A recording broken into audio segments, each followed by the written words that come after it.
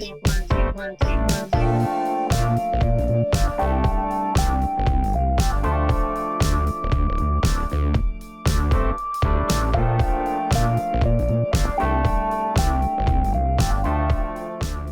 from Tokyo, my dear friends. This is Daisuke, and I very much hope that this video finds you well and in very good spirits wherever you are in the world. And once again, it is my great honor to be able to address the viewer questions that you so very kindly submitted to this channel a few months back. And I feel so fortunate and so privileged to be able to receive them. And so thank you so much. Once again, thank you so much for this. And the next of such great questions is from Nick Lembo. So hello, Nick Lembo. Thank you very much. And you ask, is there a movie or series of movies that triggered a light bulb moment, quote unquote light bulb moment, when you watched it, or at least reshaped your perception of how you thought of film and how it affects you? Mine personally would have to be Wenders' Paris, Texas. I didn't know movies could be like that and affect me in such a way until I watched it at 19 years old. Greetings from Texas. Keep up the awesome work. Nick Lembo, thank you so much. Thank you so much for that very kind comment and greeting. I hope you're well. And what a wonderful question. And you mentioned watching the film Paris, Texas when you were 19. That is a really lovely time to watch a film like that. Wow, what an experience. Wow, incredible. So Paris, Texas. So my goodness, I think there can be so many possibilities in terms of this answer. And maybe I have mentioned a few in the past in terms of what one might consider, or what I might consider to be really important moments in my early years, so to speak, on my cinema journey. And so I've mentioned those, but maybe just to add some variety, I can mention here as an example maybe another film that I might not have spoken about in this context. So this will be a lovely opportunity for me to do so. Thank you very much for that. The quote-unquote light bulb moment, or as you say, something that might have possibly or potentially reshaped one's perception of how one thought of film or how it affects you. So some kind of deep way in which this particular viewing, for some reason or another, has affected you. Now, I can point to a number of quote-unquote light bulb moments, maybe especially when I was younger, also in my teenage years, just as you have mentioned with your great example of Paris, Texas. For me, I can mention, for example, and again, there have been many others, but let's see. The film is from director Mike Lee, and the name of the film is Naked. When I first heard about this film, Naked, I was still a teenager, so there wasn't this way for me to hear about it through, say, internet and things of that sort. It was, I maybe heard something somewhere, starting to hear this film, it's going to get released somewhere, and I wouldn't have been able to go to the theater to see it anyway. So, but I began to hear a little bit, but it was also very provocative in terms of its name, and then I started to see, and I also saw, I remember too, the book. There was a book from, I think it was Faber and Faber, and it was the published screenplay of Naked, if I recall correctly, and it had a picture on the front cover of David Thewlis, who's the star of the film Naked, and it was a very, it's a very powerful image. It's him standing in the darkness against the backdrop of sort of desolation and a type of emptiness. And so it was a very powerful image. And so that's where I began to get a sense of what this film is, but it was still something that was, I'm not quite sure what was going on. What is this film? And then through some set of happenstance, I forget exactly what, I was able to watch it on, it would have been maybe VHS or something. And so I was able to watch Naked, and I started to begin to have interest in films from this particular era.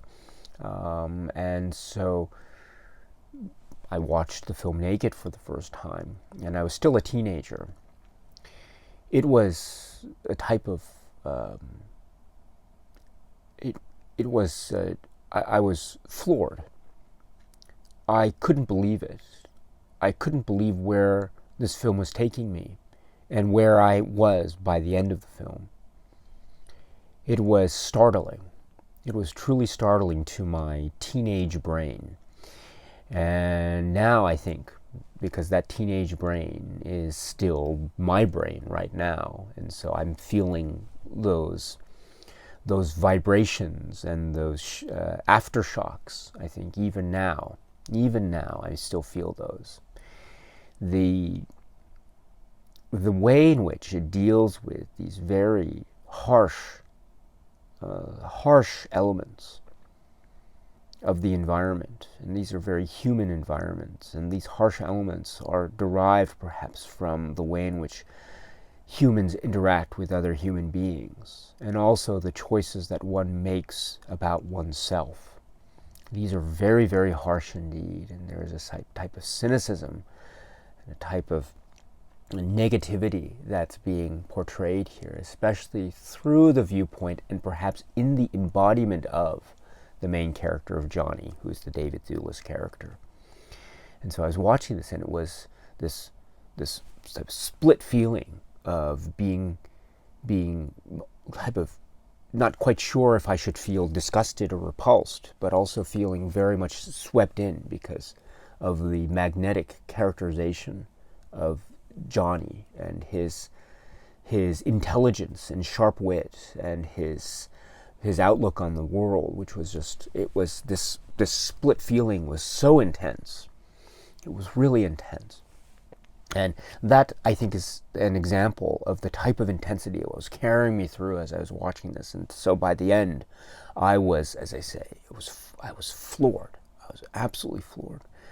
And it really was a type of, in many ways, to borrow your phrase, it was a type of light bulb moment, because it, I think, revealed to me the way in which the film that I was watching is something that could be a type of morass, in the sense of feeling so split about so many things. You could feel so many different things at the same time at once. And it can get you confused, but I think that's part of the point. It can get you maybe somewhat agitated, but I think that's part of the point. And I think it can get you to feel very much engaged. And yes, I think that's part of the point. And that was, I think, a really powerful, almost lesson in engagement in films and starting to get a sense of one's interaction with films, at least my interaction with film. I can engage with it. I can be swept up with it. I can also disagree with it. I can also talk back to it. I can also react to it or against it, but still be along with it, still be under the entire umbrella, as it were, of engagement. I don't know if that makes sense, but that was a huge deal. That was a really huge deal, watching that film for the first time. Naked, Mike Leigh's Naked. It was shocking and startling, and the twists and turns there. And there's a very famous moment. I don't want to be too detailed for anyone who hasn't seen it, but there's a very famous moment involving the character of Johnny and his revelation in terms of what it is he believes, or something he believes, or things that he believes.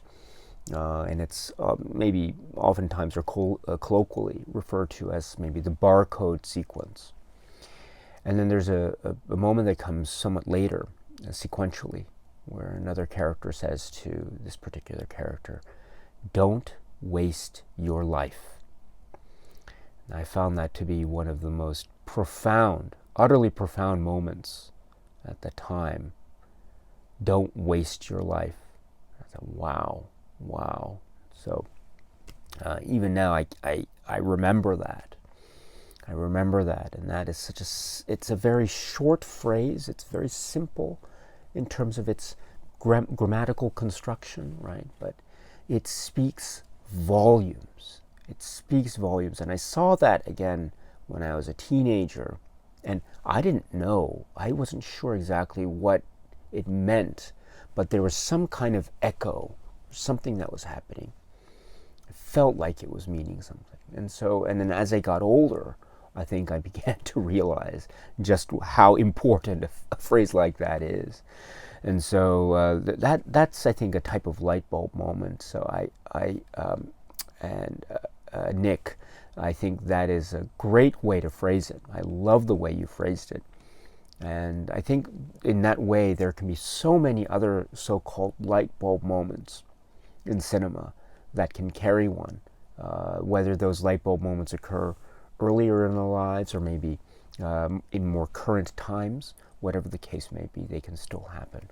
And there are many, many of those. But that's maybe one example that I can give. But to my dear friends, how would you address this great question from our dear friend Nick Lembo? I would very much love to hear your thoughts and responses in the comment section below if you're interested. So Nick, thank you so much for the wonderful question, and well done with Paris, Texas. I'm so happy to hear that. And greetings to you, and I hope you are well. And so thank you very much, as always, for your time. I very much appreciate it. And stay strong, stay safe, and cheers.